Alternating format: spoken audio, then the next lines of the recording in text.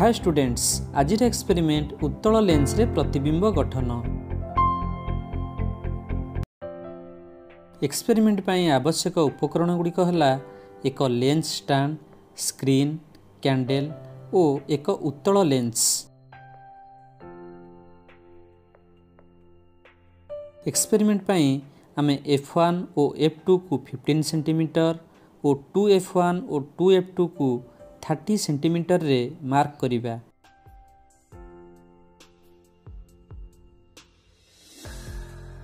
Case 1 वस्तुटी अनंत दूरतारे रहिले। मोमबत्तीटी 2f1 ठारू बहुत दूरता बा अनंत दूरतारे रहिले शिखाटीर एक वास्तव और ओलटा प्रतिबिंब f2 ठारे सृष्टि हेबो एवं प्रतिबिंबटी अत्यंत क्षुद्र और बिंदु सम हेबो।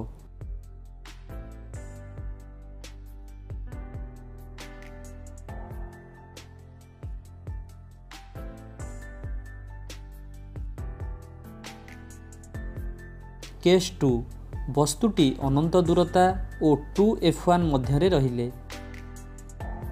मोमबत्तीटी 2f1 ठारू दूरे रहिले शिखाटीर एक वास्तव और ओलटा प्रतिबिंब f2 और 2f2 मध्य सृष्टि हेबो एवं प्रतिबिंबटी क्षुद्र हेबो।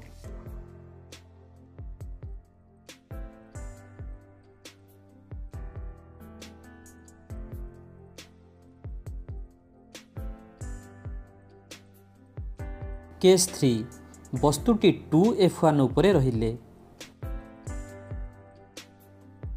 मोमबत्तीटी 2f1 उपरे रहिले शिखाटीर एक वास्तव और ओलटा प्रतिबिंब 2f2 ठारे सृष्टि हेबो एवं यह शिखार आकार सहित समान हेबो।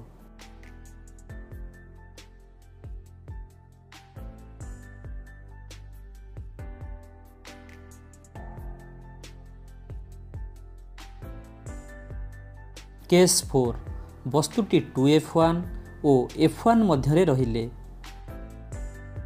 मोमबत्तीटी 2f1 और f1 मध्य रहिले शिखाटीर एक वास्तव और ओलटा प्रतिबिंब 2f2 ठारू दूर सृष्टि हेबो एवं प्रतिबिंबटी वर्धित हेबो।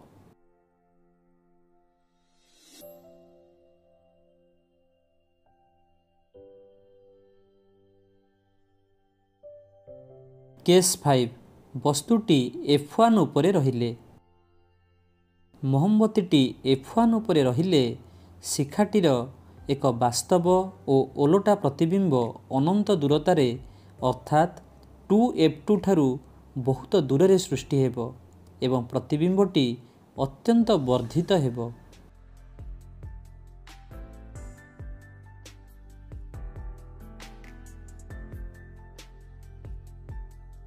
केस 6 वस्तुटी f1 और आलोक केंद्र O मध्य रहिले। मोमबत्तीटी f1 और आलोक केंद्र O मध्य रहिले शिखार कोनोसी वास्तव प्रतिबिंब स्क्रीन उपरे सृष्टि हेबो नाही।